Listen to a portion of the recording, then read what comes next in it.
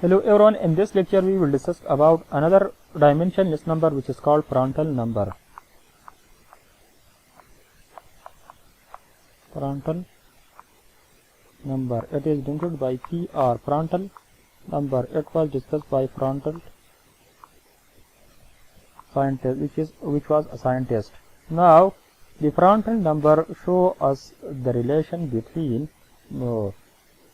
momentum diffusivity and heat diffusivity. It is denoted by PR and it shows the momentum diffusivity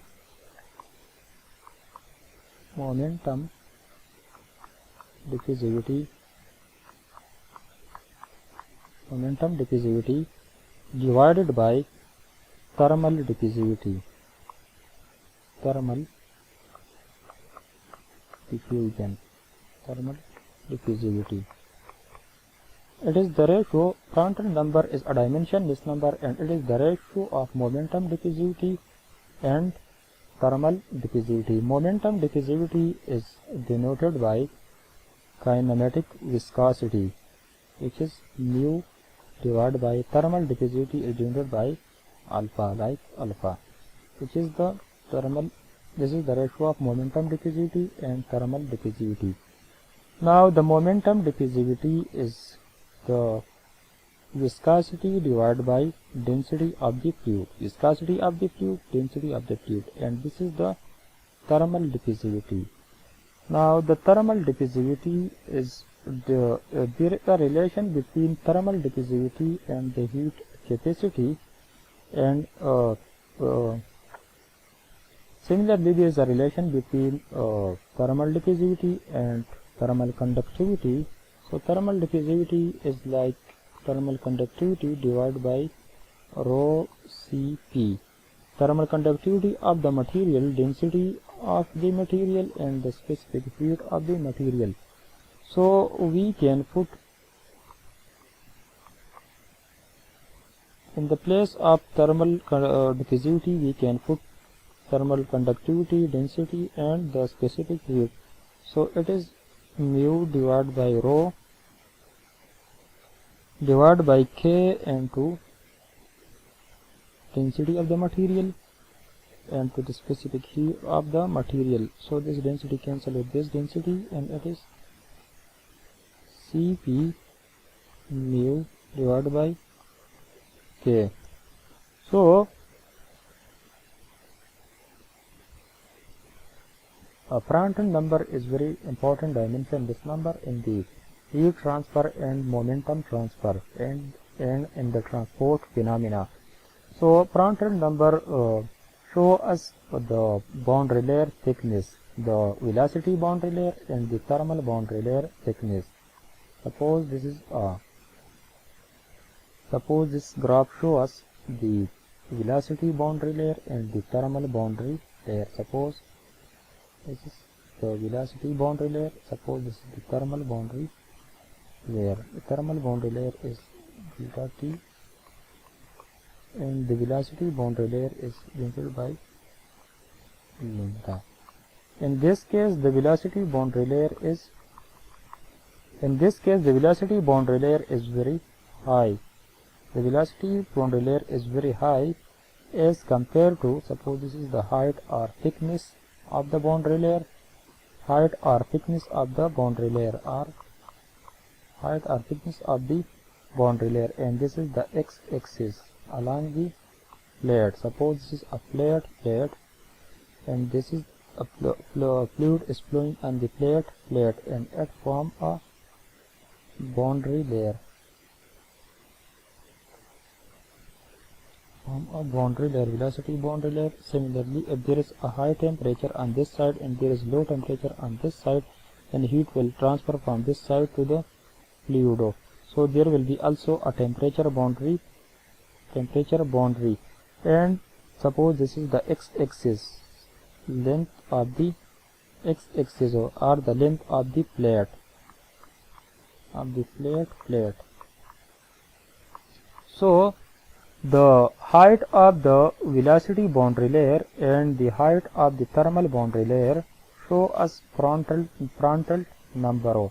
Prandtl number is very important to discuss the thermal boundary and velocity boundary layer and the ratio between thermal and velocity boundary layer. So Prandtl number is the ratio between viscosity, kinematic viscosity, and thermal diffusivity, and it is the ratio between, suppose this is the x and this is the height of the boundary layer. This is, suppose this is the thermal boundary layer. Suppose this is the velocity boundary layer, and suppose this is the thermal boundary.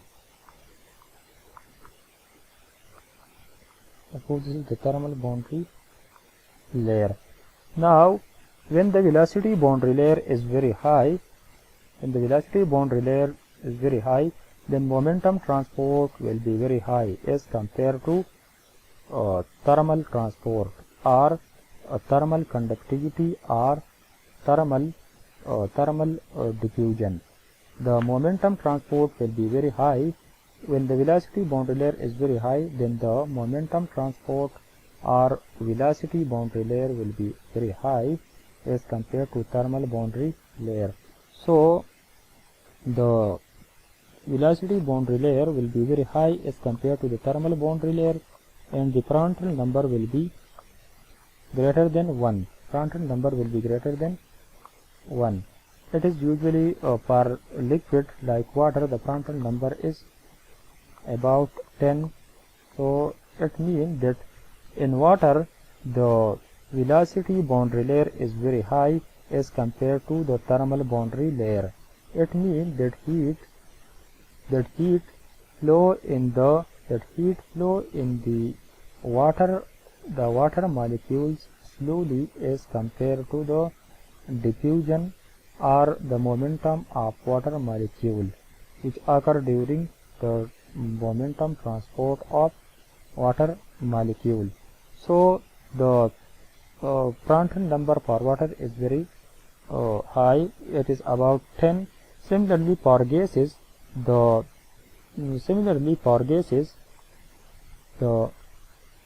thermal boundary layer and the velocity boundary layer are about equal. So in this case, the velocity boundary layer and thermal boundary layer are about equal. So the Prandtl number in this case is 1. It is usually for gases. For gases, the Prandtl number is 1. It means that the velocity boundary layer and the thermal boundary layer for the gases are nearly equal. So the Prandtl number is 1 for this case. Similarly, the Prandtl number for the liquid metal is very small. It is about 0.01. So the Prandtl number is, we know that it is a ratio between momentum diffusivity and thermal diffusivity. So for the liquid metal,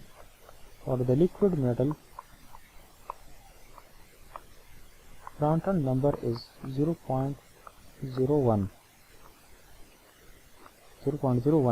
It means that thermal diffusivity in the liquid metal is very high as compared to the momentum diffusivity. Momentum diffusivity is small as compared to thermal diffusivity in the liquid metal. And due to this reason, liquid metal are usually used as a coolant in the nuclear reactor. It is used as a coolant in the nuclear reactor. It is usually used as a coolant in the nuclear reactor because it transports large amount of heat. The thermal conductivity and thermal diffusivity of the liquid metal is very high as compared to other metals and other liquids. So it is very important in the nuclear reactor, but there is some cases like corrosion or other problem can occur, so it can be taken into account during its uses. So this is all about the Prandtl number, and Prandtl number is very important. I mentioned this number. Thanks.